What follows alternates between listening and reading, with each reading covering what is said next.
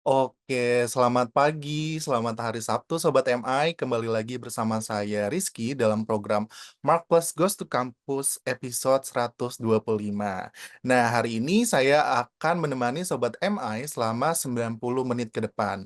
Dan seperti biasa, Mark Plus Goes to Campus akan memberikan inspirasi serta sudut pandang creativity, innovation, entrepreneurship, dan juga leadership yang telah atau akan dilaksanakan oleh lembaga pendidikan tinggi di Indonesia. Terlebih dahulu, saya akan menyapa Mbak Dilan Milanda selaku Vice Head Branch Mark Plus Bandung. Halo, selamat pagi Mbak Dilan.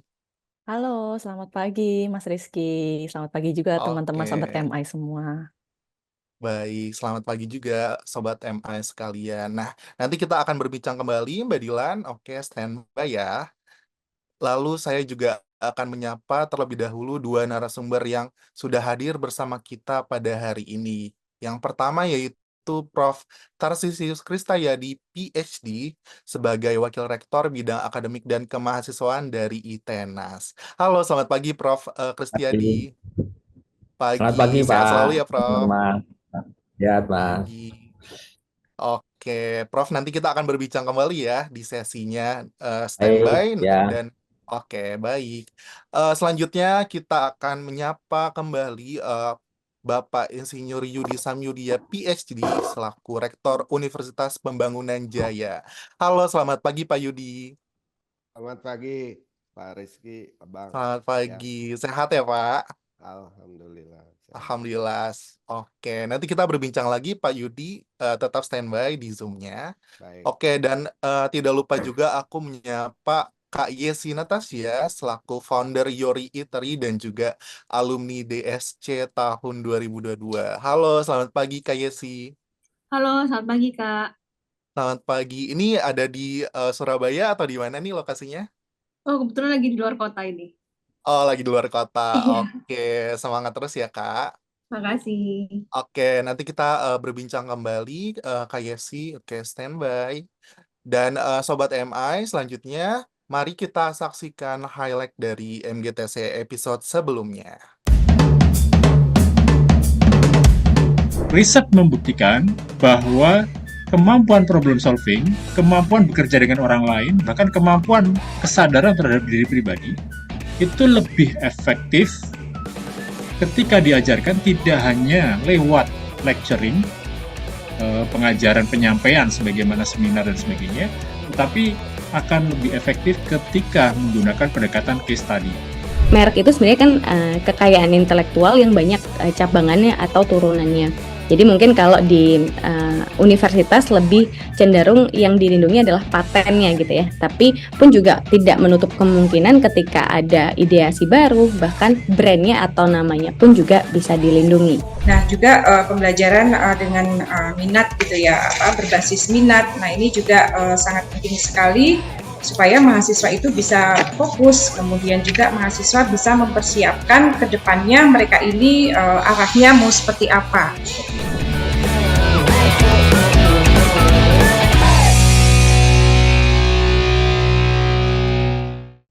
Oke, baik Sobat MI, kita langsung saja masuk ke segmen pertama, yaitu akan ada insight menarik nih dari Mbak Dilan yang akan memaparkan materi mengenai educating the next generation leaders dan akan berbagi juga informasi insightful gitu ya mengenai pendidikan tinggi kepada kita semua. Oke, kepada Mbak Dilan, aku persilakan. Silakan Mbak.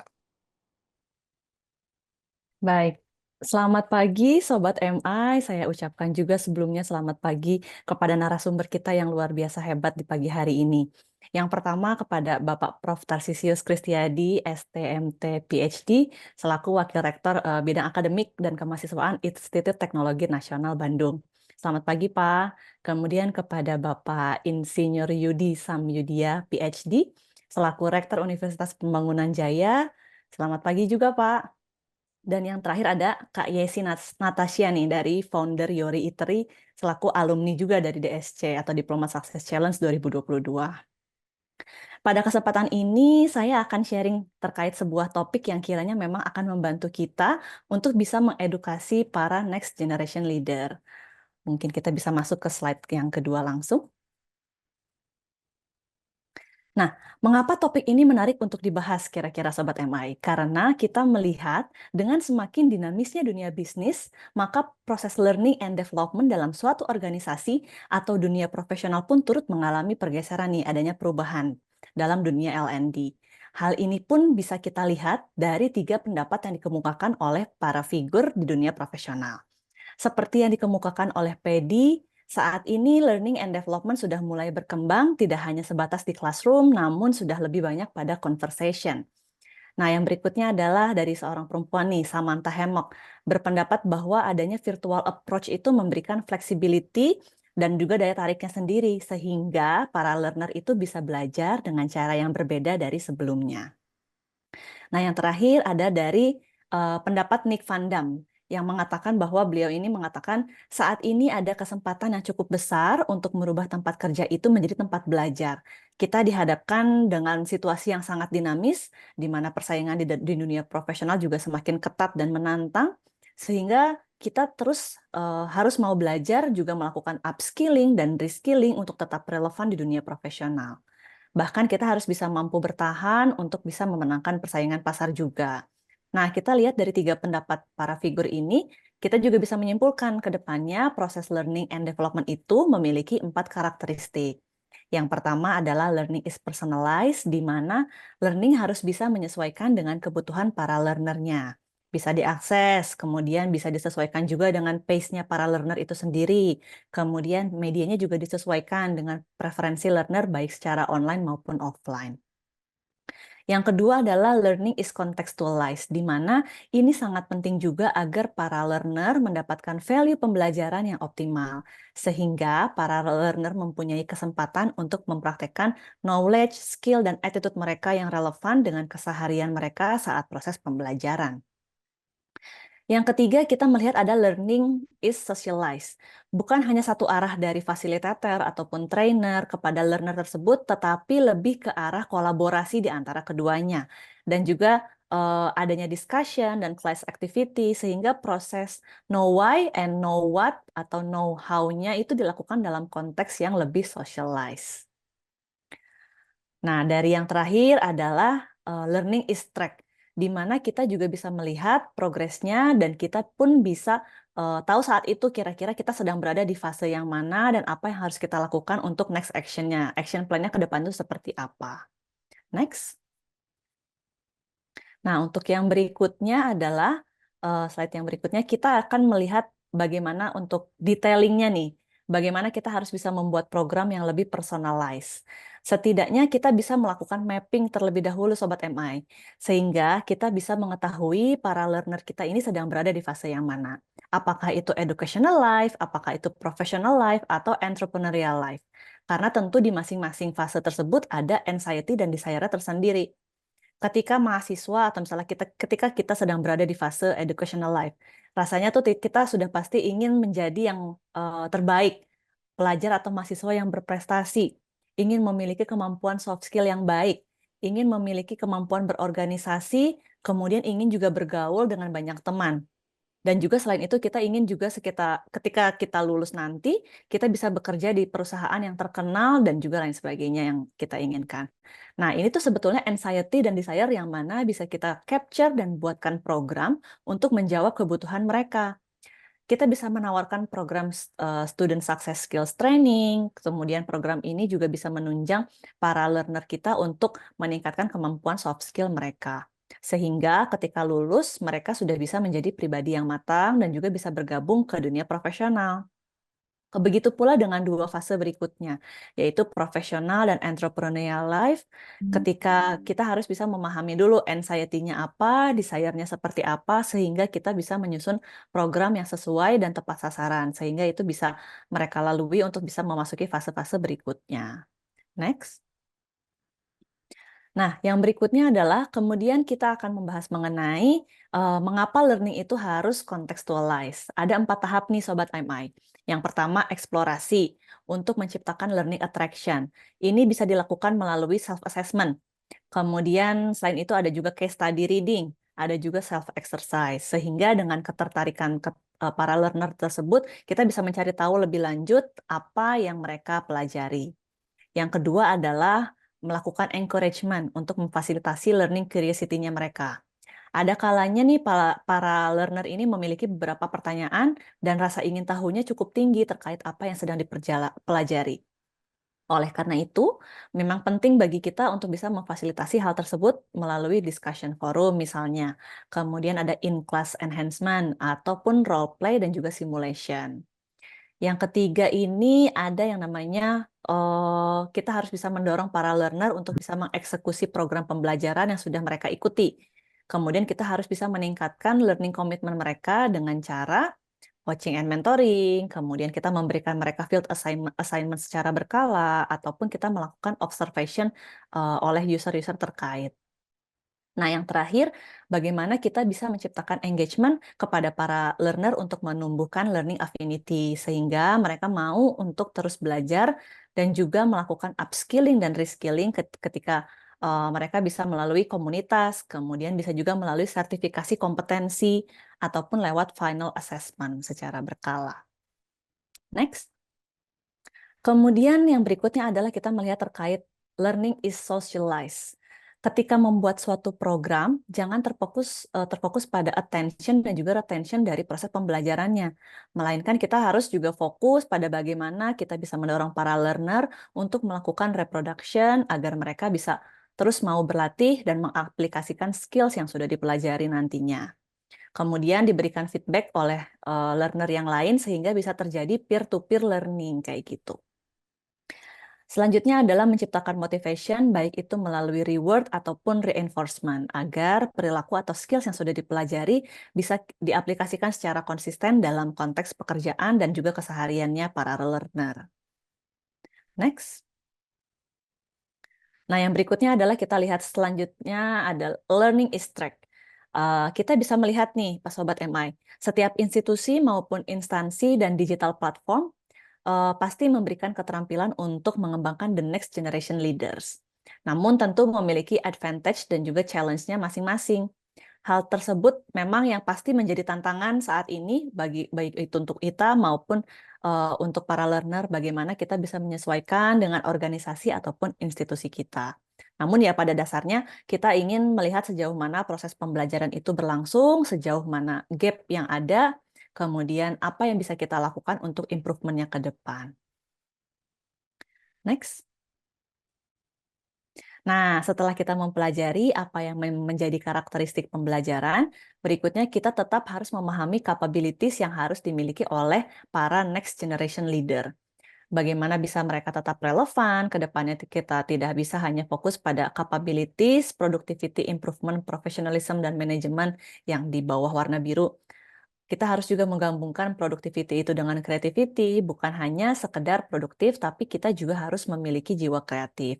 Bukan hanya sekedar melakukan improvement yang sifatnya implemental, tapi juga menciptakan inovasi, sehingga kita bisa memberikan solusi untuk lebih baik lagi ke depannya. Selanjutnya memang bukan hanya kita menunjukkan prinsip profesionalism, melainkan kita memiliki jiwa entrepreneurship.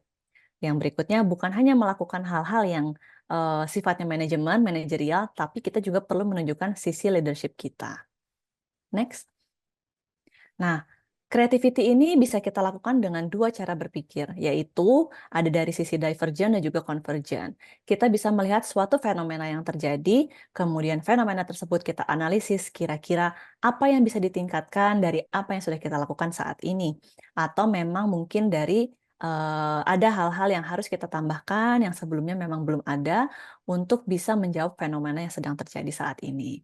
Atau bahkan ketika mungkin justru kita harus mengurangi inisiatif aktivitas-aktivitas yang saat ini sudah tidak relevan lagi. Dan bahkan mungkin kita harus bisa mengeliminasi hal-hal yang sudah tidak relevan. Itulah yang disebut dengan konsep rare method itu. Setelah itu kita juga bisa mendapat sekian banyak ide kreatif yang kemudian kita bisa lakukan prioritization dan juga validation. Sehingga kita bisa memilih nih dari sekian banyak ide kreatif yang berhasil kita hasilkan, mana yang akan kita prioritaskan dan mana juga yang akan diimplementasikan. Tentunya nanti yang akan menjadi kriteria adalah yang secara impact itu besar dan secara effort itu kita bisa melakukan hal tersebut dengan mudah gitu. Hal tersebut juga disebut dengan quick wins ketika kita akan mengimplementasikannya. Next. Tapi sebetulnya memang tidak hanya tadi yang disampaikan sebelumnya terkait creativity atau kreatif. Kita juga harus menjadi inovatif, di mana kita harus bisa memberikan ide-ide kreatif yang bisa menjawab permasalahan dari stakeholder kita, baik itu dari internal maupun eksternal.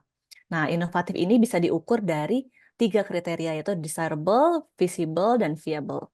Nah, desirable itu sendiri adalah ide yang disampaikan, baik bisa menjawab kebutuhan yang diinginkan oleh stakeholder. Kemudian kalau visible adalah ide tersebut bisa dieksekusi dengan baik dan dengan mempertimbangkan sumber daya yang dimiliki. Kalau misalnya viable adalah ide tersebut bisa tetap sustain pada jangka panjang, kemudian memberikan value juga pada stakeholder maupun perusahaan kita. Nah, sehingga ketika ide tersebut diimplementasikan, kita bisa menjadi market winner dibandingkan kompetitor kita. Kita juga bisa menjadi problem solver di hadapan para customer dan juga stakeholder, dan juga bisa menciptakan value bagi perusahaan ataupun di organisasi kita. Next. Yang berikutnya adalah terkait entrepreneurship, di mana terdapat 3 value nih Sobat NY yang perlu dipahami. Yang pertama adalah kita perlu menjadi opportunity seeker. Kita harus selalu pandai melihat peluang di setiap kondisi apapun, tidak hanya melihat tantangannya saja, melainkan kita harus bisa melihat peluang di balik tantangan tersebut. Yang kedua adalah kita mampu menjadi risk taker. Tentunya menjadi calculated risk taker, tidak hanya risk taker yang asal-asalan gitu. Kita harus bisa menjadi risk taker yang bisa mengambil resiko, tapi dengan bisa terus-menerus mengukur dan mempertimbangkan resiko yang akan dihadapi. Nah, yang terakhir adalah menjadi network collaborator, di mana kita harus mampu juga nih menjalin kolaborasi dengan pihak-pihak terkait, stakeholder terkait, untuk mencapai tujuan yang telah ditetapkan. Next. Nah, yang terakhir ini ada terkait leadership, di mana kita juga harus memiliki kapabilitas untuk menjadi leader dan memiliki jiwa leadership itu sendiri. Bagaimana kita mencapai tujuan, tapi di sisi lain kita tetap memegang teguh values dari organisasi atau institusi kita. Nah, yang next. Nah, yang terakhir ini kita melihat adanya keterkaitan tadi antara slide 1 sampai dengan slide 11. Dan slide terakhir ini kita bagaimana kita harus bisa memvalidasi skills atau kompetensi yang kita miliki. Salah satunya adalah dengan mengikuti certification program. Banyak sekali institusi penyelenggara sertifikasi dengan tema dan topik yang beragam tentunya. Dan bisa disesuaikan juga dengan kompetensi yang kita miliki. Nah, kita bisa menyesuaikan nih level sertifikasi sesuai dengan posisi kita saat ini. Misalkan, kita masih mahasiswa S1 atau fresh graduate atau karyawan level supervisor, kita bisa mengambil sertifikasi pada operational level. Kemudian, apabila kita sudah naik jenjang ke mahasiswa S2 ataupun dosen dan karyawan level manager, kita mengikuti sertifikasi pada managerial level, begitupun seterusnya ke level strategi. Untuk topik dan bidangnya pun bisa kita sesuaikan, entah itu brand, sales, service, digital, marketing, ataupun HR. Bisa juga topik-topik lain yang disesuaikan dengan kompetensi yang kita miliki untuk bisa menunjang karir kita selanjutnya. Nah, kemudian sertifikasi ini juga penting, Sobat MI, untuk menilai seberapa jauh kita tetap relevan dengan tuntutan yang ada di dunia profesional. Oke, itu dia nih yang bisa saya sampaikan kepada Sobat MI di pagi hari ini. Mohon maaf apabila ada kesalahan dalam penyampaiannya, semoga bisa menjadi manfaat untuk Sobat MI semua. Selanjutnya saya kembalikan kepada Mas Rizky. Terima kasih. Assalamualaikum warahmatullahi wabarakatuh. Oke, Waalaikumsalam warahmatullahi wabarakatuh. Terima kasih Mbak Dilan atas materi yang tentunya sangat insightful ya bagi Sobat MI sekalian. Nah, Sobat MI, sebelum kita lanjut ke sesi berikutnya, yang tidak kalah menarik tentunya ya, saya ingin menginformasikan nih bahwa Mark+ Institute memiliki program Immersive Case Study Class. Program ini merupakan program yang membahas case study di bidang bisnis selama 24 episode dengan metode diskusi yang menggunakan kasus-kasus dunia nyata ala Harvard Business School. Jadi tunggu apa lagi? Daftarkan diri Anda sekarang juga. Oke, Sobat MI, selanjutnya akan ada sharing menarik nih tentunya dari Mbak Yesi Natasha, yaitu founder Yori Eatery dan juga alumni DSC 2022. Nah, kita akan mengetahui cara menjadi seorang entrepreneur yang dapat mengintegrasikan green and blue economy tentunya untuk berkontribusi dalam masa depan yang berkelanjutan. Namun, terlebih dahulu kita saksikan tayangan yang satu ini.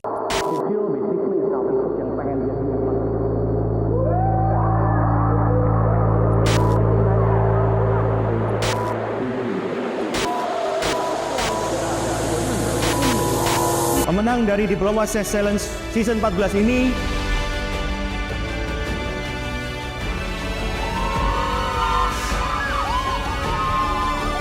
Challengers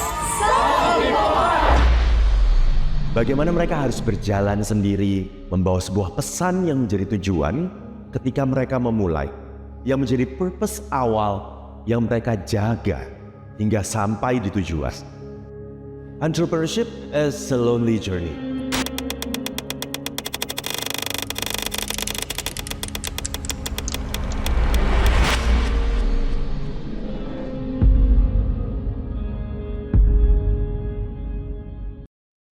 Oke, Sobat MI, aku undang kembali di Zoom, yaitu Kak Yesi Natasha. Halo Kak Yesi. Halo, pagi. Suaraku aman ya, Kak? Pagi. Aman. Oke, sudah siap ya Kak untuk sharing-sharing kepada Sobat MI sekalian nih? Iya, siap-siap. Oke, ya udah tanpa berlama-lama lagi, waktu dan tempat aku persilakan kepada Mbak Yesi. Silakan. Oke, aku share screen ya. Silakan, Mbak.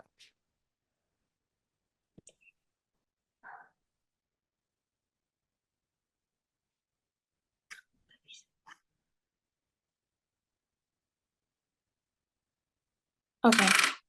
Udah kelihatan ya, Kak ya?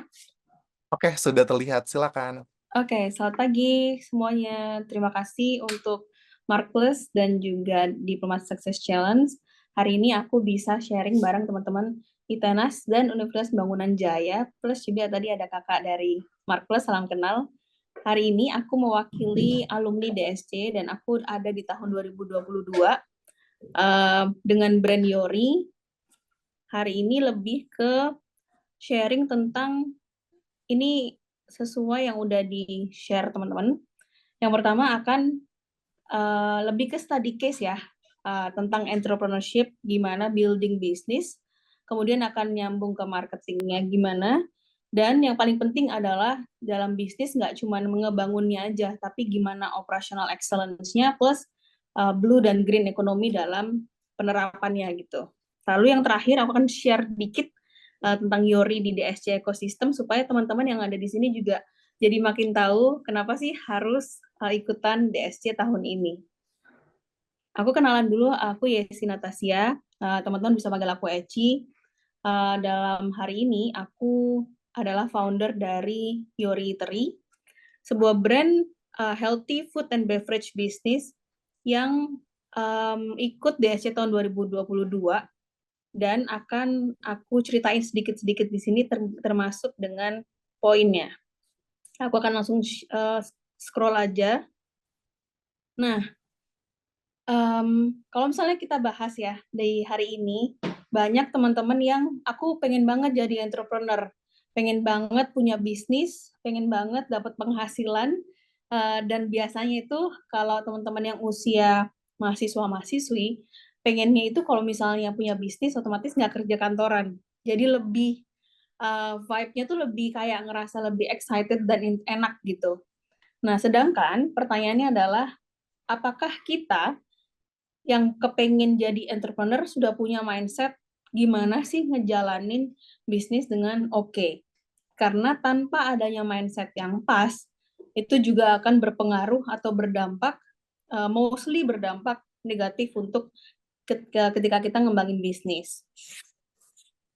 Nah, ini sudah aku singkat, sudah aku rangkum. Hari ini tentang entrepreneurial marketing.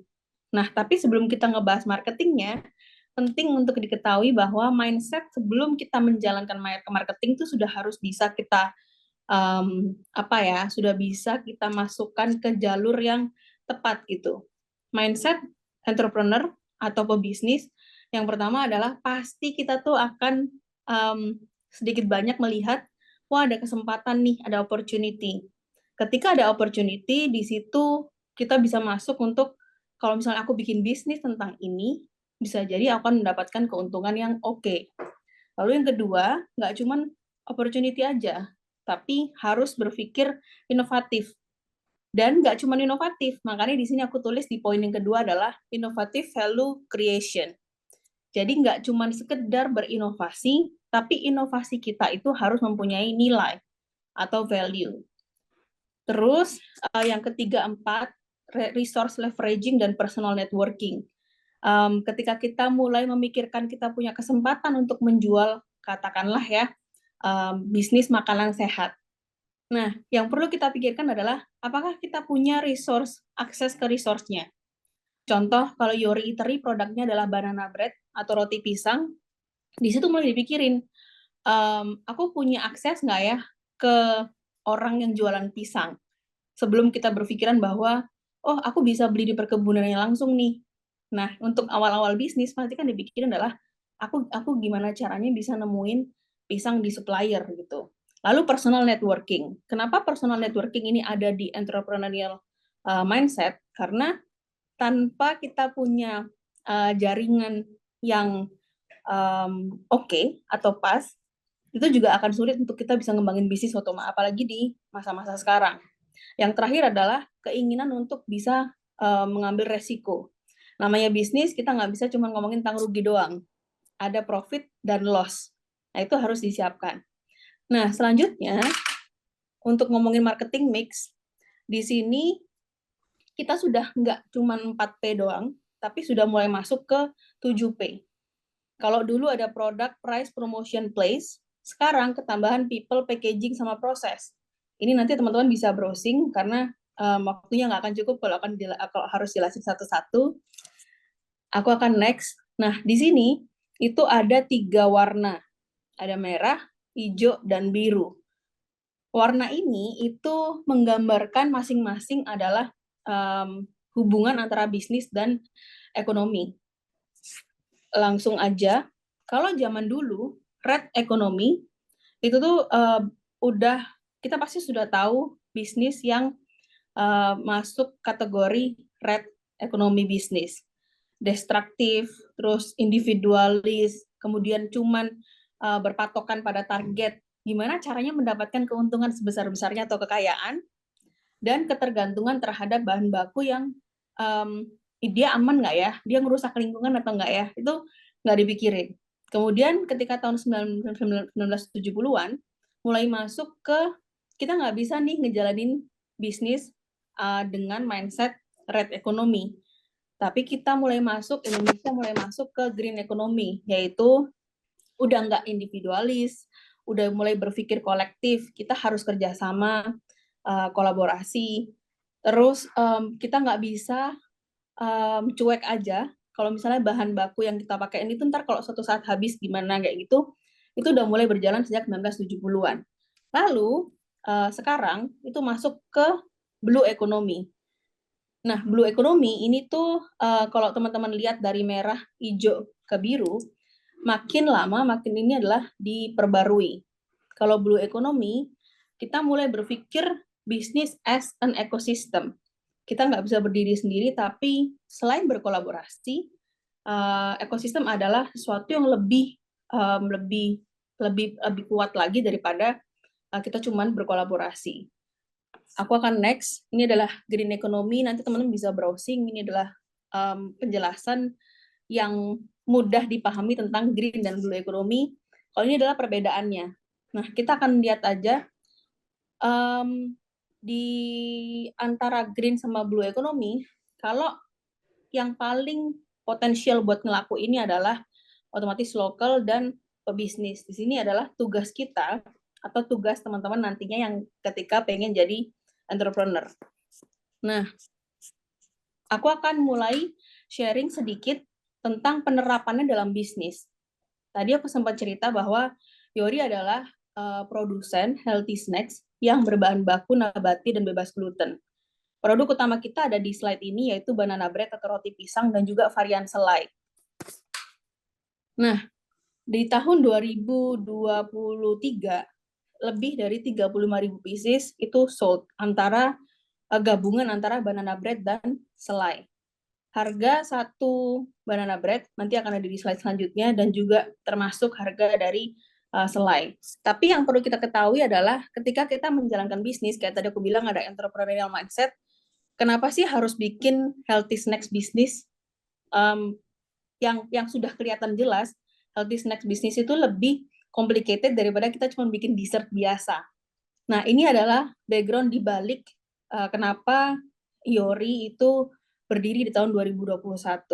Karena berdasarkan hasil survei dan semua riset-riset yang sudah kita pelajari, ada 80% orang Indonesia itu suka nyemil atau suka makan dessert, gak cuma manis tapi juga yang gurih, sweet and savory.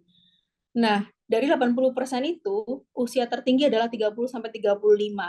Sedangkan mostly dessert yang ada di Indonesia itu menggunakan bahan-bahan yang nggak terukur semuanya, dari segi tepungnya, gulanya, apalagi ya, hampir semuanya deh pokoknya. Nah, sedangkan kalau kita lihat data selanjutnya lagi, ini lebih memantapkan Yori untuk hadir, karena 3 dari penyakit tertinggi di Indonesia adalah stroke, jantung, dan diabetes.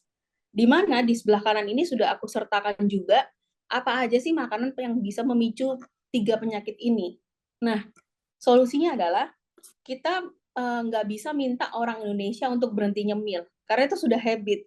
Nah, oleh karena itu, yang bisa kita suguhkan adalah kita menyediakan pilihan cemilan yang lebih sehat. Apakah kita nggak boleh makan makanan yang lain selain cemilan sehat? Nggak juga.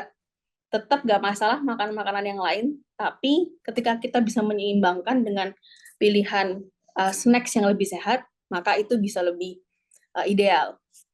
Nah, aku akan lanjut. Ketika kita bilang tadi ya, antara green sama blue economy, kita mulai berpikiran itu nggak cuman kolektif aja, nggak cuman bekerja sama aja, tapi sudah mulai mikirin as an ecosystem. Nah, ketika kita bisnis, kita bisa bikin bisnis itu sebagai ekosistem. Karena kalau di Yori Eatery, kita tuh mengambil hasil perkebunan pisang dan juga stroberi, kan ada rasa stroberi dalam selainya. Itu kita bekerja sama dengan perkebunan, bukan cuma sebatas supplier aja. Tapi kita bekerja sama dengan perkebunan yang ada di Malang, Jawa Timur, dan itu hubungan kerjasamanya nggak cuma, oke, aku akan beli untuk bulan depan, lalu 2 bulannya lagi ganti. Enggak, kita terus melakukan hubungan yang circular. Sebisa mungkin kita akan bekerja sama selama mungkin gitu. Nah, ini salah satu contoh aja ya, pisang. Sedangkan yang lainnya, ada tepung singkong, kemudian coklat, vanila, itu semua berasal dari produsen atau perkebunan yang ada di Indonesia. Lalu ini tadi yang sempat aku sebut, harga satu banana bread-nya, ini ukuran yang standar 95.000, sedangkan sekarang kita sudah mulai menjual ukuran yang kecil, yang harganya 59.000. Lalu ini varian selai, dan semua produk Yori Eatery itu nggak cuma bahan baku nabati atau bebas gluten, tapi kita sudah lab tested, yaitu low calorie dan low sugar, which is sesuai dengan target yang kita pengen, menyediakan healthy snacks. Karena kalau kita cuma ngomong healthy snacks doang, tapi nggak ada hasil uji lab kalau emang ini dia rendah gula atau rendah kalori, itu nggak akan lengkap. Kita nggak bisa melabeli bisnis kita healthy snacks tanpa adanya pengujian dan sertifikasi. Aku akan langsung terus aja. Nah, ini social media Yori Eatery. Kita sekarang itu sangat dipermudah dengan adanya sosial media. Ketika kita berbisnis, kita bisa mulai menggunakan sosial media supaya kita bisa kenalin produk kita ke market yang lebih luas. Kalau berhubungan dengan marketing teman-teman Marketplace pasti akan bisa menjelaskan lebih lengkap. Cuman kalau di Yori Eatery, marketing yang kita gunakan sejak 2021 sampai sekarang, kalau online base-nya adalah di sosial media. Sedangkan kalau offline-nya, kita sering mengikuti offline event, seperti bazar, pop-up store, dan sejenisnya. Lalu, aku akan langsung ke ini Yori di 2023, kemudian 2024. Nah, ini adalah Yori di DSC. Jadi, aku akan sesi sharing session akan selesai, aku akan cerita sedikit tentang Yori di DSC 2022. Ketika itu Yori lolos dari 23.000 yang daftar. Ada 23.000 plus proposal yang disaring dalam beberapa beberapa tahapan sehingga menjadi top 40 challengers. Nah, di sini kita mulai dari inkubasi, kemudian battle round 1, battle round 2, kemudian sampai akhirnya puji Tuhan Yori berhasil menjadi salah satu dari top 6 winners atau disebut sebagai grand finalist DSC 2022. Jadi kalau misalnya teman-teman di sini tuh satu lagi, kita nggak cuma dipermudah dengan adanya sosial media, tapi dengan adanya dukungan dari banyak pihak, contohnya dengan Diplomat Success Challenge, teman-teman bisa mulai memvalidasi bisnis yang teman-teman punya, atau kalau masih berupa ide bisnis, itu juga bisa diikutin. Jadi teman-teman bisa makin mantep, aku bisa mulai bisnis ini nggak ya, kayak gitu. Jadi singkat kata, joining DSC 2022 itu sebuah keputusan yang bisa dibilang lebih baik daripada baik, jadi best of the best decision ever, karena kita mendapatkan experience, networking, dan juga bisa bertumbuh secara personal. Sekian dari Yori. Yori punya visi untuk bisa memberikan pelayanan dan juga healthy snacks kepada keluarga Indonesia. Terima kasih, selamat pagi. Oke, terima kasih Mbak Yesi atas pemaparan materinya ya. Oke, mungkin aku mau tanya-tanya secara singkat dulu kali ya ke Mbak Yesi gitu ya. Mungkin pengalaman ikut Diplomat Success Challenge gitu ya, apa yang merubah nih kehidupan Mbak Yesi dan juga Yori tentunya gitu ya, dan kenapa Sobat MI sekalian harus nih ikut program Diplomat Success Challenge gitu. Oke.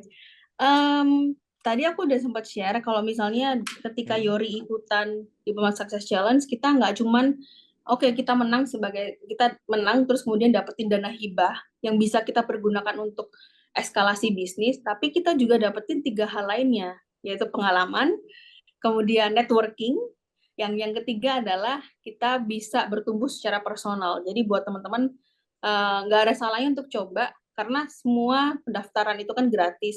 Tinggal nanti mengikuti prosesnya, dan ketika bisa lolos, itu juga akan bisa jadi sebuah life-changing moment gitu, Kak.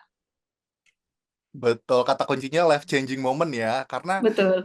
Programnya gratis dan benefit yang didapatkan tuh sangat banyak gitu ya tentunya. Oke, thank you Mbak Yesi atas sharing-sharingnya nih yang sangat menarik kepada kita semua. Dan bagi teman-teman Sobat MI, bisa langsung nih mengikuti business competition yang akan diselenggarakan oleh Diplomat Success Challenge atau DSC dengan dana hibah total senilai 2,5 miliar rupiah yang didukung oleh Wismilak Foundation. Link pendaftaran dapat diakses di bit.ly/dsc15_markplus. Dan untuk informasi lebih lanjut, silakan cek Instagram @diplomatsuccess. Oke, Sobat MI, kita akan lanjut lagi menyaksikan perbincangan menarik tentunya dengan Profesor Tarsius Kristayadi, STMT PhD, sebagai Wakil Rektor Bidang Akademik dan Kemahasiswaan ITENAS mengenai creativity, innovation, entrepreneurship, dan juga leadership di lingkungan kampus ITENAS. Namun, sebelum kita masuk ke perbincangan, kita saksikan dulu tayangan profil dari ITENAS yang satu ini. A bright future starts with ITENAS.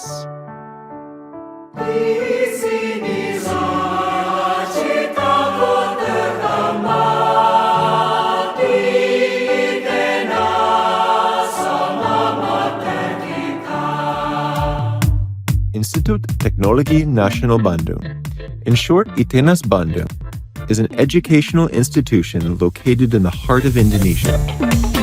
Always progressing and innovating, we are positioned to become an international, world-class university.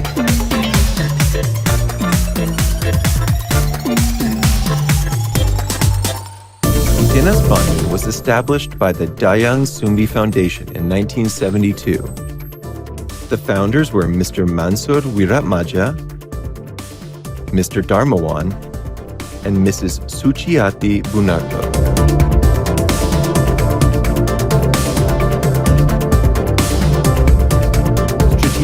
located in the center of Bandung, it is easily accessible.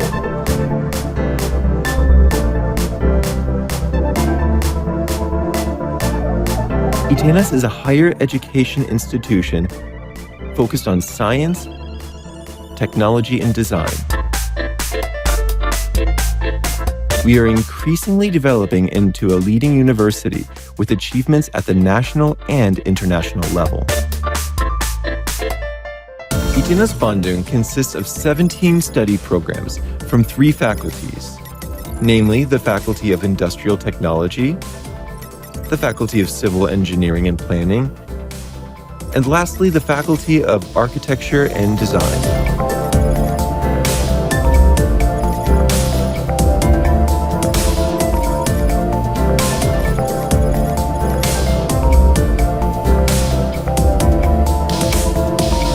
Since ITENAS Bandung's opening, more than half a century ago, an impressive number of achievements have been attained by its academic community and by its alumni, both in the academic and non-academic fields.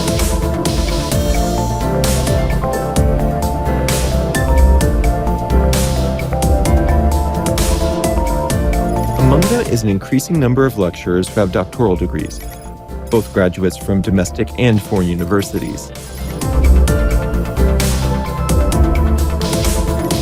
Several permanent professors from various study programs within ITENAS have recently been recognized by national authorities.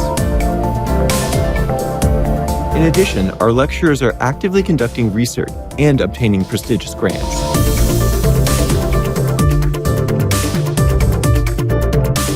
The outcomes of this research have even been recognized by the World Health Organization.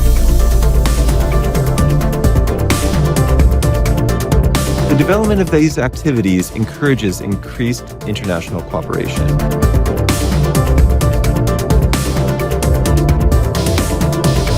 A team consisting of lecturers and students of the Mechanical Engineering Study Program has even developed the first 3-wheeled hybrid vehicle in Indonesia. Another prestigious achievement was by Alia Akbar, an alumnus of Visual Communications Design, who won the new capital of Indonesia Nusantara logo competition. ITENAS has received an accreditation level of excellent and received a 5-star rating from QS Stars in the categories of academic development, online learning, employability, and social responsibility, and has even ranked 19th nationally by Times Higher Education. Based on the spirit of heading towards being a world-class university, ITENAS will continue to be committed to facing all challenges in the future. We are targeting various innovation breakthroughs, supporting the nation's competitiveness, and contributing to solving national and global problems. ITENAS Bandung will continue to improve to be ready to face rapid and massive global changes by 2045, namely technological developments, increased competition for natural resources, and climate change. ITENAS Bandung is ready to compete in the global arena with countless achievements and to contribute to a great Indonesia.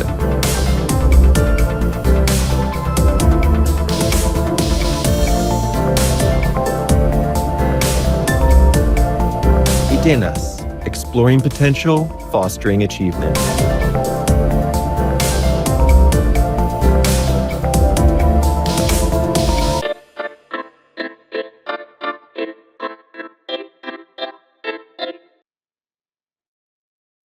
Oke, baik Sobat MI, kita undang kembali Prof. Kristayadi yang akan mengulas lebih dalam terkait dengan strategi apa saja nih yang telah dan akan diwujudkan dalam program visi dan misi dari ITENAS. Halo Prof. Kristayadi, selamat pagi Prof.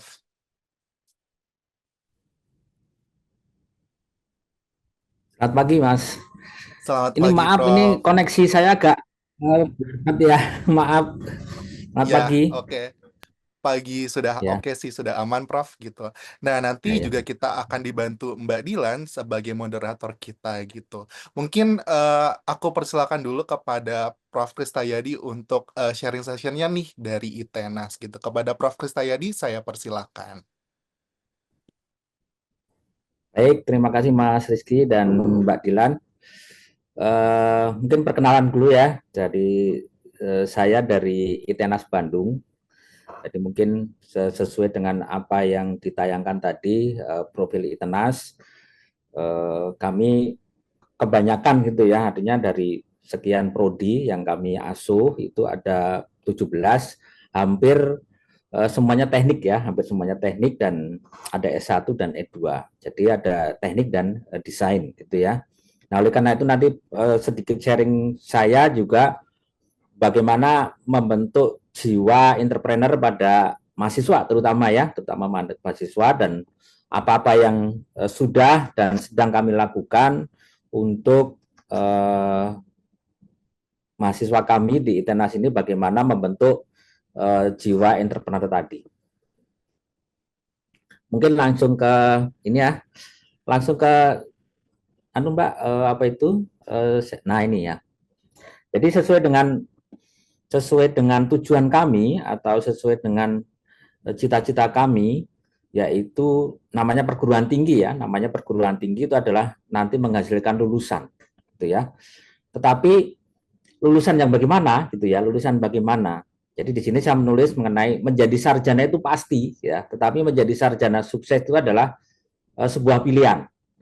Jadi kalau kita mendapatkan ijazah sarjana, itu belum tentu kita nanti akan atau tidak akan menjamin ya, belum tentu akan menjamin bahwa kita nanti akan menjadi orang sukses dalam tanda petik ya, dalam tanda petik artinya kriteria sukses setiap orang itu beda-beda ya, tapi dari sisi kami, dari sisi dunia pendidikan ada kriteria-kriteria tertentu ya untuk mendeskripsikan sarjana sukses itu apa. Nah, bagaimana jalannya, apa yang harus kami lakukan, terus kemudian intinya apa? Intinya adalah bahwa kami dari perguruan tinggi itu punya cita-cita yaitu membentuk SDM yang tangguh, gitu ya. Jadi tadi sudah kami katakan bahwa kalau kita kuliah ya, kalau kita belajar hanya sekedar mendapatkan ijazah itu oke, artinya selesai, tetapi bukan itu ya, sebenarnya bukan itu. Kita ingin menjadi atau kita ingin menghasilkan seseorang yang terdidik itu secara lengkap. Mungkin slide selanjutnya.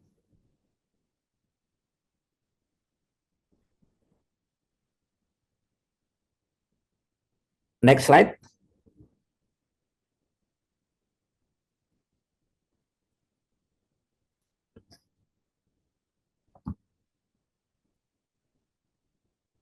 Nah, yang kedua, jadi kami membaca bahwa di dalam kompetisi ini ada namanya kemampuan hard skill dan soft skill, gitu ya. Dan ini kami di dunia perguruan tinggi ini sangat memperhatikan. Yang pertama itu adalah hard skill. Apa sih hard skill itu? Ya, hard skill itu adalah kemampuan, ya kalau kami dari sisi teknis itu ya kemampuan teknis gitu ya. Nah, kemampuan teknis ini ditunjukkan dengan apa? Ya, seorang yang mempunyai kemampuan hard skill yang bagus, ya, yang baik, itu tentu saja IP-nya tinggi, gitu ya. IP-nya tinggi, terus kemudian waktu studi yang singkat. Nah, apakah IP tinggi ini menunjukkan hard skill? Ya benar, ya, karena dengan IP tinggi artinya seseorang itu dia menguasai apa-apa yang mereka pelajari di dalam bidangnya.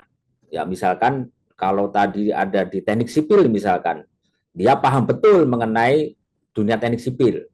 Nah, untuk merepresentasikan bahwa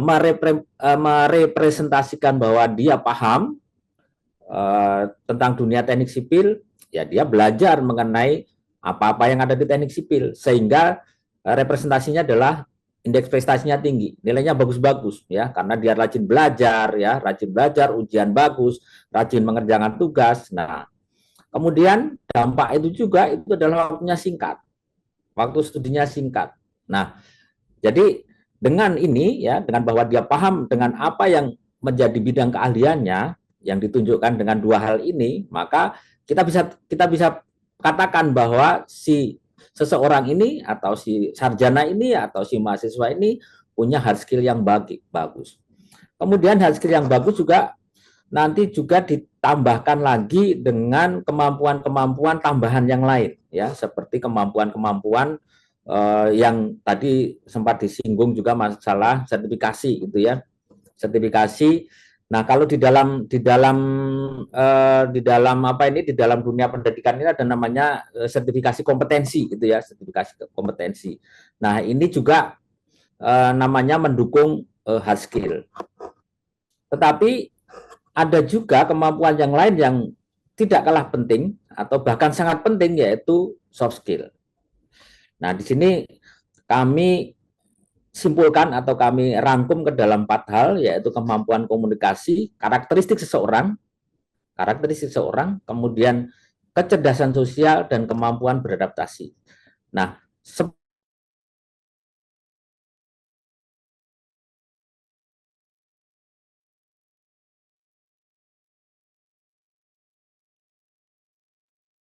Oke, halo Pak Kristiadi, apakah tersambung? Sepertinya ada kendala jaringan ya, Sobat MI.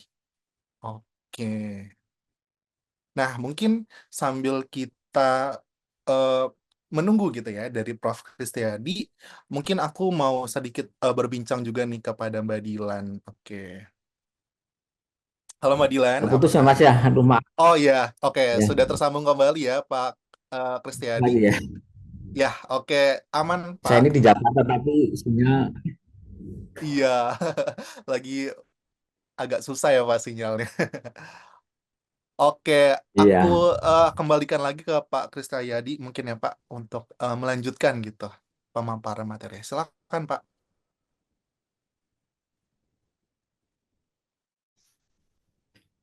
Sebentar Mas, saya memperbaiki sinyal dulu. Oke, Apakah suara saya sudah kedengaran?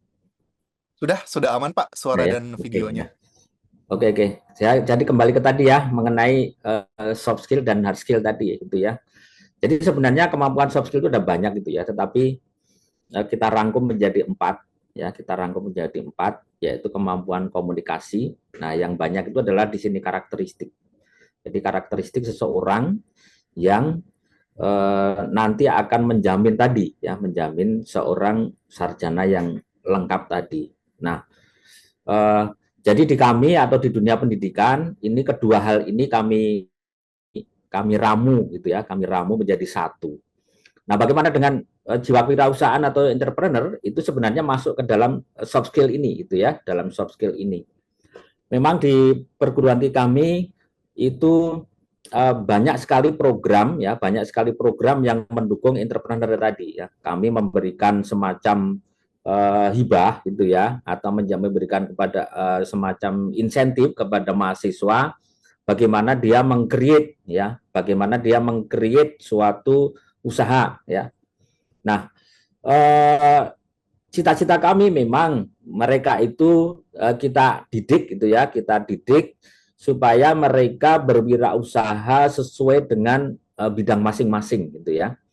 Jadi seperti misalkan kalau ada mahasiswa jurusan atau prodi teknik elektro gitu ya. Nah, kami ingin bahwa dia mempunyai kemampuan hard skill bidang teknik elektro ditunjang dengan kemampuan wirausaha sehingga nanti dia membuka usaha gitu ya, membuka usaha di bidang teknik elektro. Demikian juga dari teknik sipil, kemudian juga dari arsitektur atau juga dari desain komunikasi visual. Nah, sehingga kemampuan hard skill dan soft skill ini menjadi padu, terbentuklah output seorang sarjana yang lengkap yang bisa dia berwirausaha mandiri. Nah, itulah cita-cita kami gitu ya di dunia pendidikan saat ini sesuai dengan visi kami di ITENAS ini. Terus next slide.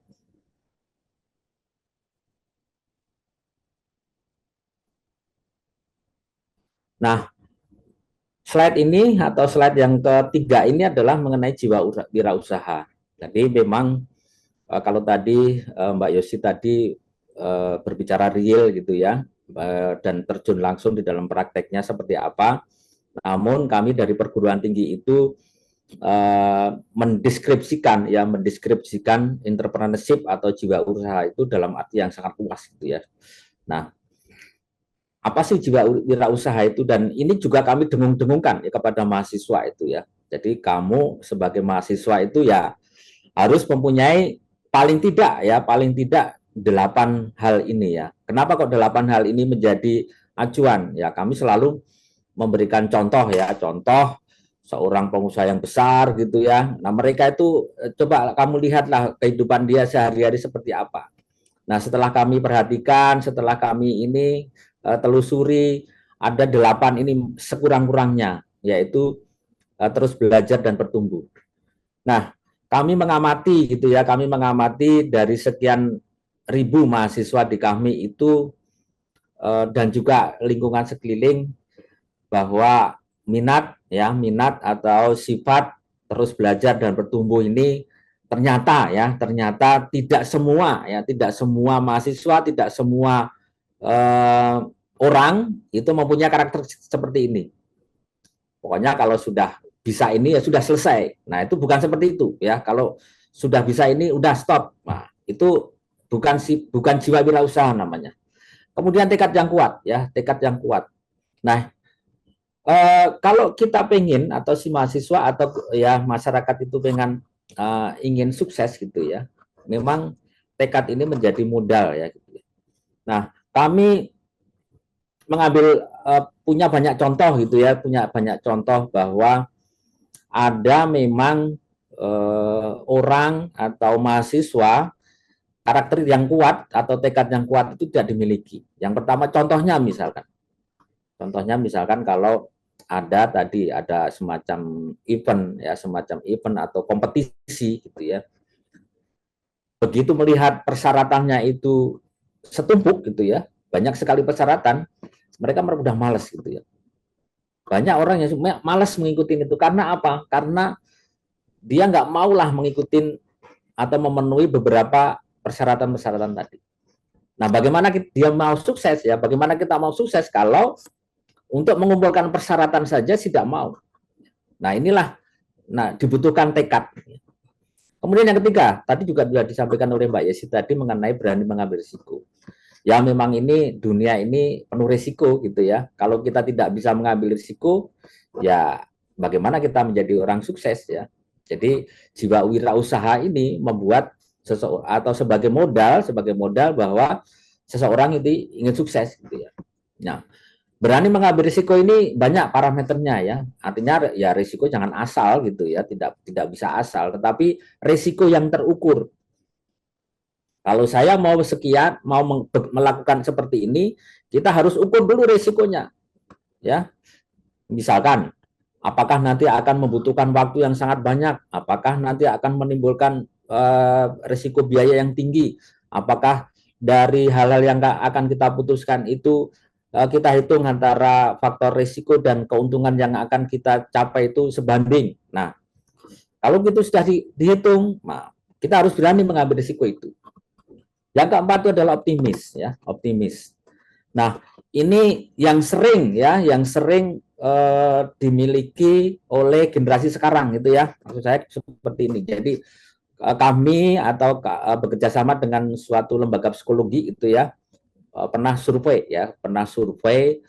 kurang lebih dari sekian ribu mahasiswa kami ya di ITENAS itu kurang lebih gitu ya antara 10 sampai 15% itu mempunyai pernah melakukan menyakiti diri sendiri. Nah, itu sebenarnya kenapa gitu ya? Karena mereka ternyata gitu ya, karena mereka tidak sanggup untuk menghadapi kira-kira tantangan-tantangan ke depan. Mendengar temannya tidak lulus sidang, wah down gitu ya. Mendengar temannya tidak lulus ujian, ya dia sudah down dulu. Nah, itu adalah artinya pesimistis gitu ya. Nah, Ini sebenarnya yang juga di dalam lingkungan kampus itu kami pupuk ini jiwa optimis ini. Kemudian inovasi, ya inovasi ini ya bagaimana kita mempunyai cara supaya kita bisa menyelesaikan masalah itu dengan berbagai cara gitu ya. Jadi masalah kita setiap hari itu berbeda-beda. Nah, dari perbedaan-perbedaan masalah itu kita harus bisa menyelesaikan dengan cara yang berbeda-beda juga. Nah, itulah inovasi, hakikat inovasi secara umum gitu ya. Yang keenam itu mampu memimpin. Nah, ini contoh menarik ini ya, atau hal menarik mampu memimpin. Mungkin mahasiswa atau kita sendiri gitu ya, kita sendiri itu banyak yang tidak sadar atau banyak yang menganggap bahwa mampu memimpin itu artinya kita nanti bisa memimpin suatu organisasi, bisa memimpin yang besar-besar. Ternyata enggak juga gitu ya. Sebenarnya mampu memimpin itu paling tidak itu mampu memimpin diri sendiri. Contoh yang paling gampang adalah bagaimana kita gitu ya, atau mahasiswa atau ya anak-anak kita gitulah ya, untuk bangun pagi ya, untuk bangun pagi susah. Mahasiswa juga gitu ya, banyak alasan lah kuliah telat dan sebagainya. Karena apa? Karena telat bangun. Nah, telat bangun itu sebenarnya alasannya simple gitu ya. Dia tidak bisa mengendalikan diri, dia tidak bisa memimpin diri sendiri. Ya, dia tidak bisa memprioritaskan bahwa bangun siang untuk kuliah itu lebih penting daripada nonton bola misalkan. Nah, itu adalah hakikat memimpin diri sendiri. Nah, kalau memimpin diri sendiri aja susah, nah apalagi nanti memimpin orang lain. Yang ketujuh, mau beradaptasi, saya pikir ini yang didengung-dengungkan saat ini ya. Kalau kita pengen maju, kita pengen bisa bergerak, ya, kalau kita pengen bisa membuat semacam kesuksesan, ya kita harus mampu beradaptasi baik kepada lingkungan, terus terhadap pekerjaan dan lain-lain gitu ya. Dan kedelapan yang sangat penting itu adalah pantang menyerah. Jadi jiwa pantang menyerah gitu. Dikasih beban tugas dosen ya, tidak boleh atau jangan mengeluh gitu ya. Apapun tugas yang diberikan dosen selalu dikerjakan. Apapun tugas yang diberikan oleh mentor selalu dikerjakan. Walaupun dia menghadapi kesulitan, harus tetap dikerjakan. Walaupun kecil dampaknya, itu harus tetap dikerjakan. Nah, itulah yang dimaksud dengan pantang menyerah ini. Jadi kalau si mahasiswa atau sarjana mempunyai kedelapan sifat-sifat ini, saya yakin ya dia akan menjadi wirausaha yang sukses. Terus slide selanjutnya.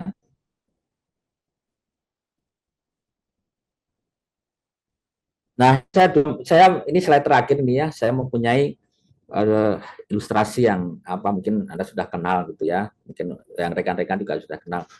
Ada mahasiswa itu yang punya karakteristik satu kupu-kupu gitu ya. Apa kupu-kupu? Kuliah pulang gitu ya. Yang sebelah kanan itu kura-kura. Kuliah rapat. Nah, ini gambaran dua mahasiswa yang ekstrim ya. Kupu-kupu setiap ya dia atau si mahasiswa ini cenderung untuk nanti memupuk skill-nya gitu ya. Habis kuliah mengerjakan tugas pulang. Dia tidak bisa atau tidak mau bergaul, tidak mau mengikuti kegiatan-kegiatan yang non pembelajaran, ya non hard skill-nya. Sementara yang sebelah kanan yang kura-kura itu tiap hari kerjanya rapat gitu ya. Setelah kuliah rapat di mana? Di himpunan, rapat di unit kegiatan mahasiswa atau rapat-rapat di tempat yang lain. Nah, bagaimana menurut kita gitu ya, atau menurut Anda? Mau yang pilih yang kiri atau yang kanan? Ya, mungkin janganlah terlalu ekstrim gitu ya. Kita ambil tengah-tengah. Ya, rajin belajar, menyelesaikan perkuliahan, menyelesaikan tugas-tugas, terus kemudian dia praktikum dan lain-lain. Tetapi juga aktiflah organisasi. Ya, aktiflah organisasi. Karena apa? Karena di dalam organisasi kemahasiswaan itu banyak sekali yang bisa kita peroleh. Mungkin Anda-Anda yang aktif di himpunan pasti itu paham gitu ya. Nanti di himpunan kita akan sering bertengkar bertengkar dengan temannya. Kita akan sering kelelahan. Kita akan sering menghadapi tantangan bagaimana suatu organisasi itu bisa jalan, suatu kegiatan itu bisa jalan. Nah, di himpunan-himpunan atau di unit-unit kegiatan kemahasiswaan itu sebenarnya kita bisa memupuk soft skill, memupuk soft skill. Kita bisa berantem sama teman, itu sebenarnya hadiah bagi kita hadiah bagi mahasiswa. Jadi berantem sama teman itu sebenarnya suatu kesempatan, kesempatan bagaimana kita mendewasakan diri, gitu ya. Bagaimana kita jatuh bangun di mengurus himpunan, mengurus kegiatan mahasiswa, itu sebenarnya adalah kesempatan, kesempatan bagi seorang mahasiswa untuk maju. Jadi gabunglah mahasiswa kupu-kupu dengan kura-kura, imbang antara kuliah dengan kegiatan kemahasiswaan, kegiatan kemahasiswaan yang intinya memupuk jiwa wirausaha dan memupuk soft skill tadi. Mungkin itu saja, Mas, dari saya. Tidak banyak yang kami sampaikan, intinya kami dari sisi kampus itu dalam rangka memupuk jiwa wirausaha itu seperti apa gitu. Oke, terima kasih nih pesan-pesan menariknya dari Prof. Kristiadi tentunya ya bagi Sobat MI dan juga bagi para mahasiswa tentunya mengenai bagaimana kita membangun jiwa entrepreneurship gitu ya sedari dini gitu ya, sedari mahasiswa sebelum kita masuk ke dunia profesional. Oke, terima kasih Pak Kristiadi. Stay tune Pak, nanti kita akan berbincang-bincang kembali. Nah, Sobat MI, selanjutnya kita akan menyaksikan nih perbincangan menarik lainnya dengan Bapak Yudi Samyudia, PhD sebagai Rektor Universitas Pembangunan Jaya, mengenai tentunya creativity, innovation, entrepreneurship, dan juga leadership di lingkungan kampus. Namun sebelum kita mulai, kita saksikan dulu tayangan profil video dari UPJ berikut ini.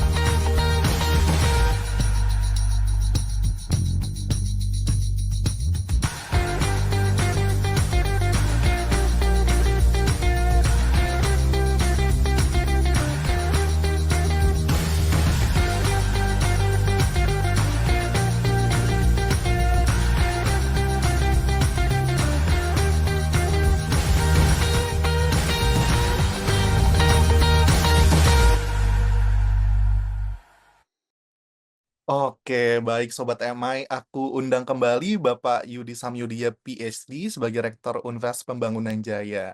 Halo, selamat pagi menjelang siang Pak Yudi. Selamat pagi, Mas Rizky. Selamat Salam. pagi, Pak. Oke, sudah siap ya Pak untuk sharing-sharing nih kepada Baik. Sobat MI sekalian. Oke, Pak Yudi, waktu dan tempat aku persilakan. Silakan Pak Yudi. Terima kasih. Izinkan saya share ya.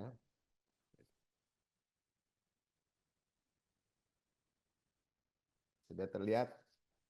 Oke, sudah terlihat dengan baik Pak. Silakan. Baik. Terima kasih. Selamat pagi Sobat MA yang saya banggakan. Terima kasih juga kepada Marketplace Institute yang telah mengundang saya untuk mengisi acara pada pagi hari ini.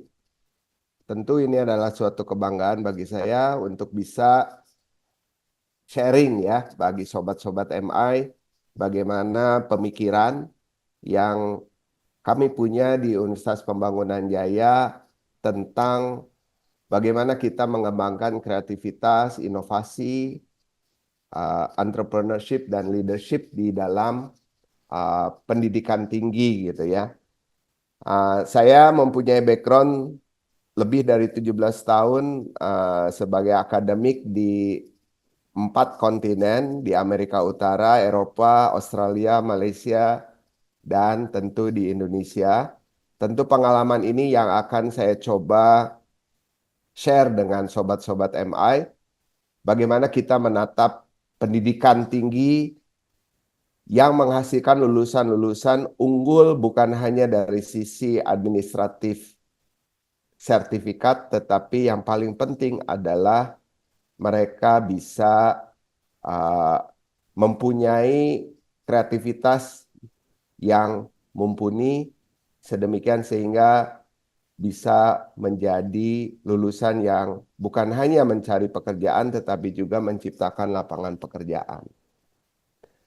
Jadi kalau kita lihat tren pendidikan masa depan adalah kita akan dihadapkan dengan situasi bahwa perkembangan teknologi digital itu akan tinggi ya Sobat MI semua. Mungkin sobat-sobat semua mengetahui bahwa ChatGPT sekarang sudah sangat banyak dipakai oleh para mahasiswa untuk mengerjakan tugas yang diberikan di perguruan tinggi gitu. Nah, bagaimana perguruan tinggi menyikapi hal-hal tersebut?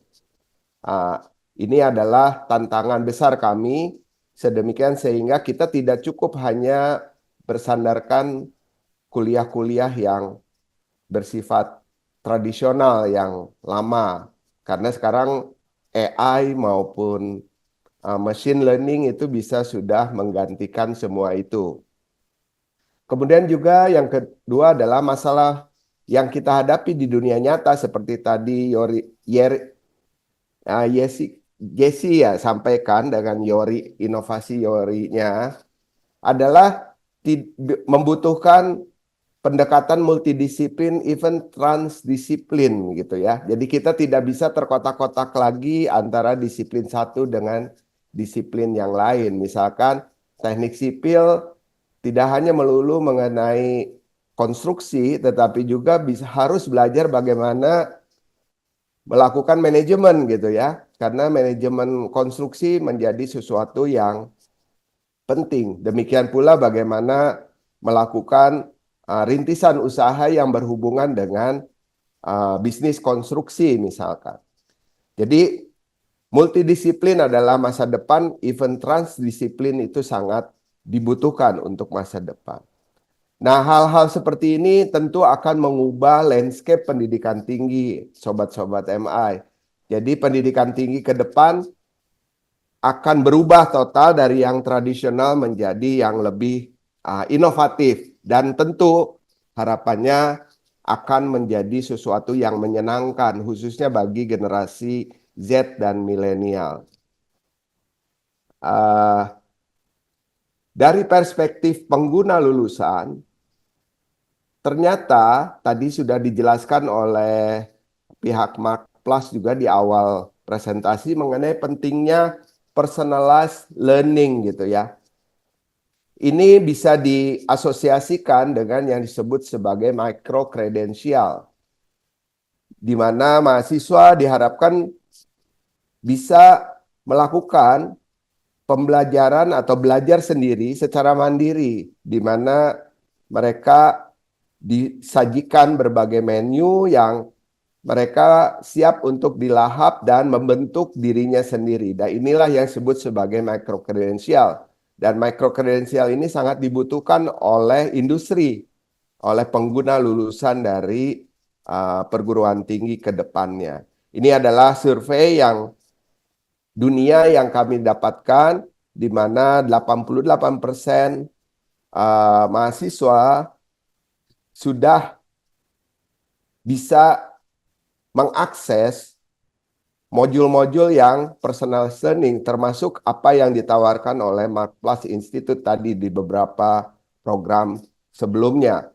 Karena ini sangat dibutuhkan dari dunia pekerjaan ke depannya dan juga menjadi modal dasar bagi para lulusan untuk tumbuh berkembang selanjutnya. Nah, dengan background seperti itu, bagaimana inovasi yang dilakukan oleh UPJ, Universitas Pembangunan Jaya, dalam menumbuh kembangkan CL tadi ya, kreativitas, inovasi, entrepreneurship maupun leadership bagi mahasiswa-mahasiswa kami. Nah, inovasi yang kami lakukan in the nutshell itu bisa dikatakan membangun suatu institusi pendidikan yang affordable, international quality education ya. Artinya apa? Pendidikan berkualitas internasional tetapi terjangkau. Disinilah kami mengkombinasikan kemajuan teknologi yang kami sebut sebagai digital learning resources. Kalau dulu kita mengenalnya dengan MOOCs, Massive Online Open Courses yang available. Banyak provider di tingkat dunia yang menurut saya sekarang sudah affordable. Artinya belajar tidak hanya dibatasi di universitas tersebut, tetapi juga bisa membawa universitas lain di dunia maupun perusahaan-perusahaan dunia ke bangku pembelajaran mahasiswa. Kami di UPJ berkolaborasi dengan Coursera, jadi bring the world to UPJ through digital learning. Itu adalah inovasi yang kami lakukan, sedemikian sehingga semua mahasiswa bisa merasakan pendidikan berkualitas internasional dan terjangkau. Hal ini kami lakukan dengan mengintegrasikan dalam kurikulum yang fleksibel dan adaptif. Kemudian metode pembelajarannya juga kombinasi antara blended dengan antara sinkronus maupun asinkronus. Dan juga disisipkan kesempatan bagi mahasiswa untuk membangun personalized learning dengan micro-credential program yang berujung misalkan sertifikasi untuk Google, Meta, Facebook, dan seterusnya. Inilah inovasi kurikulum yang fleksibel yang dilakukan. Tentu ini mengubah mindset dari dosen atau lecturers yang kami punya. Kalau dulu lecturer itu membangun sendiri materi pembelajarannya. Kalau sekarang peran mereka bukan course developer, tetapi course designer. Jadi kalau kita asosiasikan, kita berubah dari civil engineering yang mengkonstruksi, tetapi menjadi arsitek yang mendesain suatu gedung. Tentu peran dari lecturer berubah dari memberikan lecture atau kuliah, tetapi ke memberikan coaching, pendampingan untuk mahasiswa dalam proses belajarnya tersebut. Dan di dalam pembelajarannya pun berbentuk case-based atau problem-based learning. Bukan lagi mengenalkan teori, karena teori sudah bisa diakses melalui digital learning yang ada. Nah, semua hal yang dilakukan di kelas ini supaya diaplikasikan nyata dalam kehidupan sehari-hari, maka kami tumbuh kembangkan laboratorium hidup ataupun living laboratory dengan grup perusahaan jaya maupun society, pemerintah kota, pemerintah provinsi, karena kebetulan Pembangunan Jaya juga dipunyai oleh Pemda DKI, sedemikian sehingga mahasiswa bisa terjun dalam bentuk internship terprogram dalam perusahaan maupun society yang ada. Dan kita dorong mahasiswa untuk melakukan mobility baik ke luar negeri maupun ke masyarakat. Tujuan dari ini semua adalah kita melatih life skills dan problem solving skills dari mahasiswa-mahasiswa kami. Sedemikian sehingga mereka tidak hanya tahu teori di dalam kelas, tetapi juga bisa merasakan bagaimana kehidupan nyata itu dihadapi dan mereka bisa tumbuh kreativitas, inovasi, dan juga ujungnya bisa menghasilkan sifat kepemimpinan, leadership, dan juga kewirausahaan atau entrepreneurship. Ini adalah modul yang kami punyai dari sisi digital learning resources. Jadi kita bisa membawa universitas top dunia yang ada di Amerika, Eropa, Australia, Asia, dan seterusnya. Dan di akhir modul mereka bisa menyelesaikan dan mendapatkan sertifikat dari universitas yang memberikan modul tersebut. Dan ini adalah micro credential yang diberikan secara nyata kepada mahasiswa dan juga bisa mencapai suatu sertifikasi dari Google misalkan atau Facebook, Meta, AWS dan seterusnya perusahaan-perusahaan dunia yang dilakukan dan terintegrasi dalam kurikulum. Kami menyebutnya sebagai regular plus dan juga blended plus. Ini adalah program-program yang kami lakukan inovasi di dalam mengadopsi perkembangan teknologi digital yang ada. Semua ini bisa berlaku karena kita mendapatkan berkah COVID-19 di mana digitalisasi menjadi sesuatu baru sekarang di dalam kehidupan kita, termasuk acara webinar ini bisa dilakukan secara online.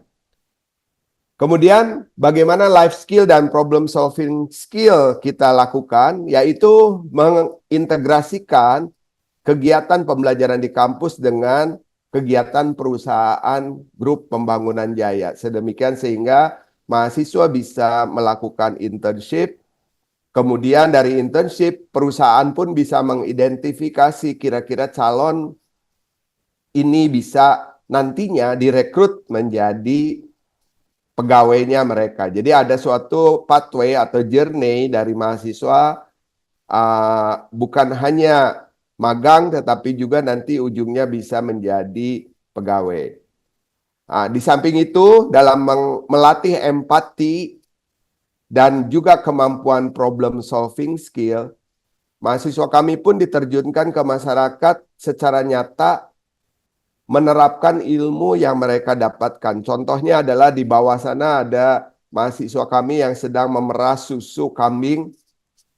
Padahal mahasiswa ini dari Prodi DKV. Tujuannya apa? Bagaimana memberikan ide inovatif untuk mengolah susu kambing ini menjadi produk masyarakat yang siap nantinya dijual. Jadi entrepreneurship-nya bukan teori di kelas tetapi langsung di lapangan. Mereka mendesain packaging-nya seperti apa, kemudian branding-nya seperti apa, dan langsung bermanfaat bagi masyarakat desa di sekitarnya. Dan ini adalah problem solving skill dan life skill secara bersamaan kita ajarkan ke mahasiswa sedemikian sehingga tadi creativity, innovation, entrepreneurship, dan problem leadership bisa secara nyata ditumbuh kembangkan pada diri mahasiswa-mahasiswa kami. Mungkin itu yang bisa saya share pada kesempatan ini, sobat-sobat MI. Mudah-mudahan paparan singkat ini dengan ide-ide besar yang sedang kami tumbuh kembangkan di UPJ bisa bermanfaat dan menginspirasi sobat-sobat MI semua. Terima kasih. Baik, terima kasih Pak Yudi atas pemaparan materi dan juga pesan-pesannya nih kepada Sobat MA sekalian, sangat insightful tentunya ya. Pak Yudi, stay tune, nanti kita akan kembali lagi Pak di sesi Q&A ya Pak. Silakan. Oke, ya. Baik Sobat MI, sebelum kita masuk ke sesi Q&A atau tanya jawab, aku mau infokan dulu nih bahwa festival marketing terbesar kembali hadir, yaitu The 12 Indonesia Marketing Festival dengan mengangkat tema Pilot Marketing Flying in Turbulence. Nah, pada program ini, Sobat MI akan diberikan strategi bagaimana meningkatkan efektivitas campaign pemasaran, memperkuat keterlibatan pelanggan, dan juga mendorong pertumbuhan bisnis yang berkelanjutan di situasi yang tidak menentu. Hadir di 7 kota utama di Indonesia, Dan segera beli tiketnya dengan mengunjungi website markplusinstitute.com tentunya, dan sampai jumpa dalam Indonesia Marketing Festival Sobat MI. Nah, Sobat MI jangan beranjak dulu karena setelah ini kita akan masuk ke sesi tanya jawab bersama para narasumber kita tentunya dan juga moderator kita pada siang kali ini. Oke, aku undang kembali Pak Yudi, Prof. Kristiadi, Mbak Yesi, dan juga Mbak Dilan. Oke, ini ada pertanyaan masuk pertama dari Pak Niko di Batam untuk Rektor UPJ nih, Pak Yudi. Jadi pertanyaannya adalah kampus Bapak memiliki keunggulan nih karena didukung juga oleh ekosistem Grup Jaya gitu ya sebagai korporasi. Nah, bagaimana pendapat Pak Yudi untuk kampus-kampus independen yang di belakangnya tidak didukung oleh grup perusahaan gitu ya? Contohnya. Nah, seperti apa nih Pak Yudi? Oke, terima kasih pertanyaan yang bagus. Tadi ada yang komentar suaranya tidak terdengar keras ya. Jelas kok Tapi Pak Yudi, kelas ya. silakan. Oke, terima kasih. Memang salah satu ya boleh dibilang keunggulan atau kemudahan yang kami dapatkan karena di balik UPJ ada pembangunan jaya. Tapi kalau untuk universitas lain, ya disitulah mungkin menurut saya peran dari pimpinan universitas bagaimana membangun ekosistem yang baik bagi mahasiswanya untuk belajar dengan bukan hanya di kelas. Karena menurut saya ke depan kita harus menghadapi tantangan zaman karena dari sisi input juga berubah ya. Generasi Z milenial itu karakteristiknya berbeda. Kalau saya perhatikan mereka lebih suka belajar mungkin di Starbucks gitu ya daripada belajar di kelas. Kemudian hal-hal seperti itu merubah landscape pendidikan tinggi kita ke depan. Jadi peran dari universitas itu sebagai facilitator kalau saya melihatnya. Bagaimana ekosistem pembelajaran baik dari sisi perusahaan maupun case study, problem based ya. Tadi Harvard disinggung gitu ya. Kenapa sih Harvard terkenal gitu ya? Karena menurut saya karena case study-nya banyak gitu. Yang ditumbuh kembangkan dari hasil dosennya sebagai konsultan gitu di berbagai perusahaan-perusahaan besar. Jadi itu salah satu caranya. Jadi pertama adalah pimpinan universitas membentuk ekosistem. Kemudian yang kedua adalah dosen-dosennya itu harus banyak terlibat dalam konsultansi atau proyek-proyek yang real gitu. Ya jangan hanya berdasarkan textbook gitu Pak. Itu masukan saya. Jadi kalau project real itulah yang kekuatan dari Harvard Business School. Itu karena itu. Jadi kalau mungkin pernah Clay Christensen gitu ya, profesor yang sudah almarhum di Harvard, itu mengajarkan disruptive strategy, itu beliau bedanya dengan profesor lainnya karena case study-nya yang dari perusahaan-perusahaan besar seperti Disneyland, Hollywood dan sebagainya. Nah itulah peran dari dosen pun berubah kalau menurut saya. Jadi saya di UPJ ini saya justru menyarankan dosennya itu harus terjun ke perusahaan-perusahaan, cari-cari project yang real gitu. Dan itu dibawa ke kelas. Itu mungkin Pak Rizky, Mas Rizky, dan Sobat MI komentar saya terhadap universitas tadi.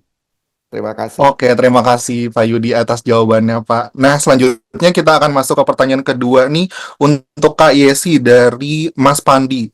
Nah, bagaimana cara meyakinkan konsumen dalam konteks marketing tentunya ya, bahwa Yori Eater ini merupakan makanan yang sehat dan tidak mempengaruhi kesehatan konsumen? Mungkin bisa dijawab Kak Yesi, silakan. Oke, thank you Kak Rizky dan Kak Pandi ya untuk pertanyaannya.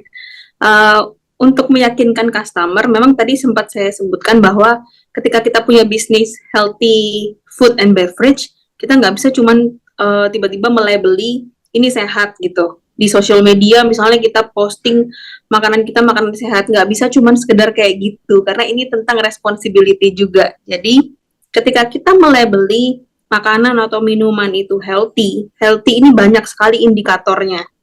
Kalau misalnya kita baru punya uji lab tentang kalori, tentang kadar gula, maka itu yang ditampilkan. Nggak cuma itu, sekarang juga kita wajib untuk mempunyai label halal. Kemudian khusus juga untuk kalau produk kami kan ada 2 ya Kak ya, ada banana bread dan juga selai. Nah, yang selai itu sedang dalam usaha untuk kita BPOM kan.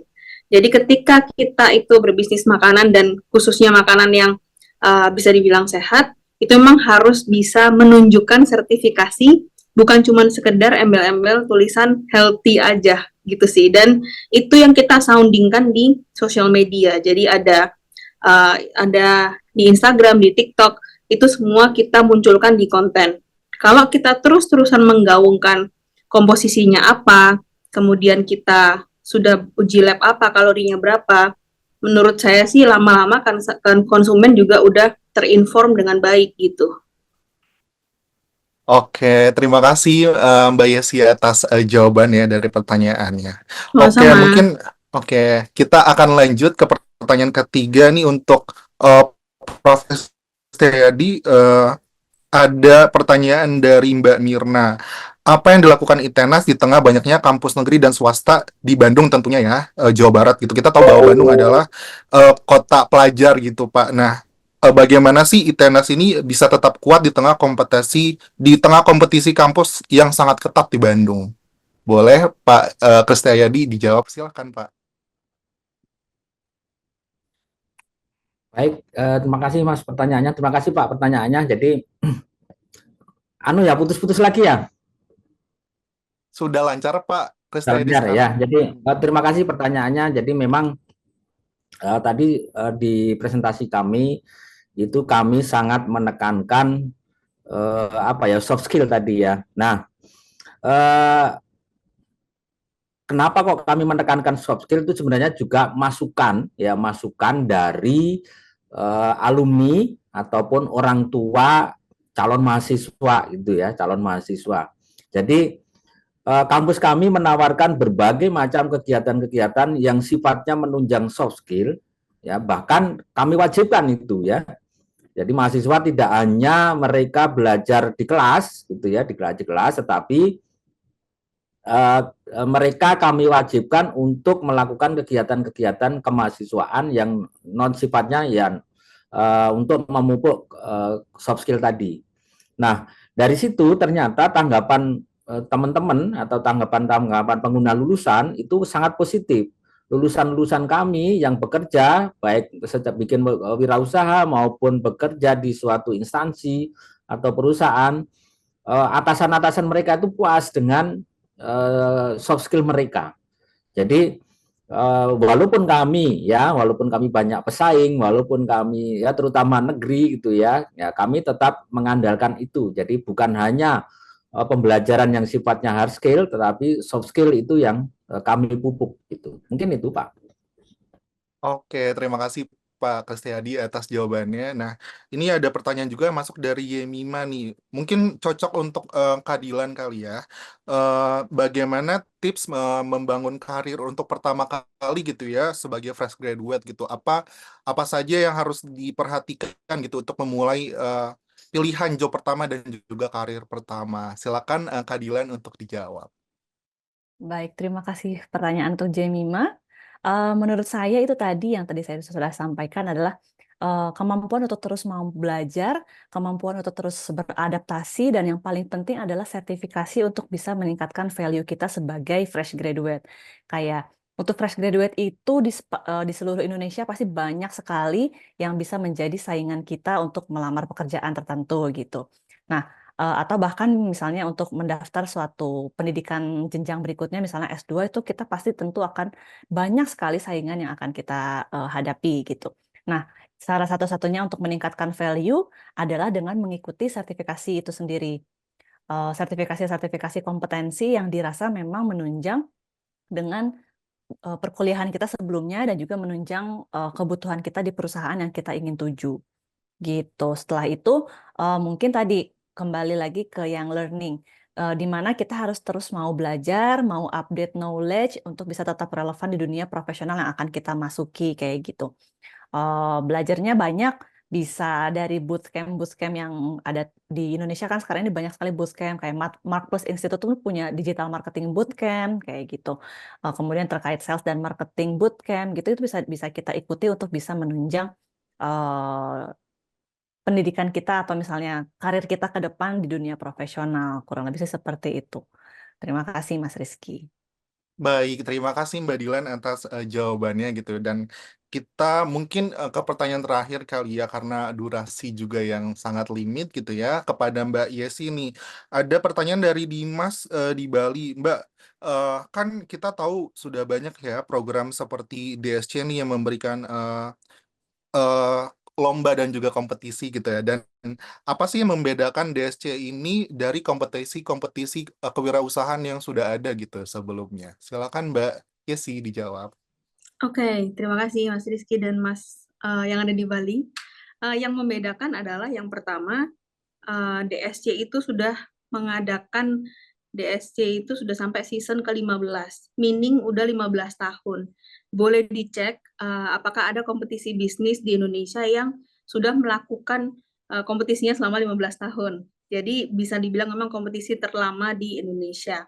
Itu yang pertama. Lalu yang kedua, DSC itu bukan cuma sekedar kompetisi yang one time show aja, Mas Rizky dan Sobat MI. Tapi ketika kita sudah mulai masuk ke DSC, lolos dari fase-fasenya sampai nanti bisa insya Allah jadi pemenangnya gitu ya, itu akan masuk menjadi Diplomat Entrepreneur Network, di mana hubungannya itu terus berjalan. Jadi kalau kita ngomongin bisnis tuh harus sustain, harus kita memperhatikan sustainability. Nah, ini ada kompetisi yang memperhatikan sustainability, di mana terus memberikan ruang dan kesempatan bagi alumni-alumninya untuk tergabung di semua kegiatan, contohnya yang hari ini.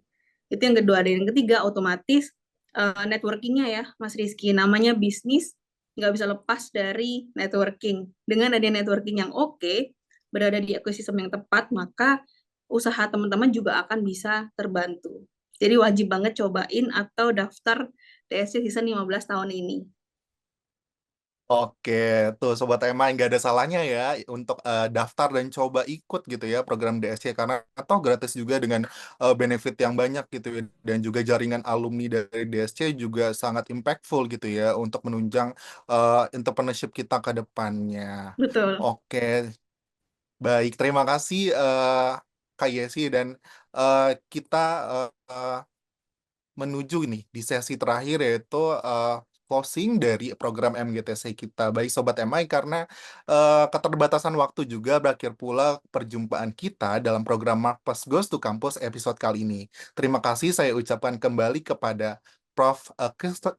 Kristayadi, STMT PhD sebagai Wakil Rektor Bidang Akademik dan Kemahasiswaan ITENAS. Terima kasih Prof. sudah bergabung di program MGTC kali ini. Terima kasih juga Pak Yudi Samyudia PhD sebagai Rektor Universitas Pembangunan Jaya Jakarta. Terima kasih Pak Yudi atas kesempatannya untuk bergabung di MGTC kali ini.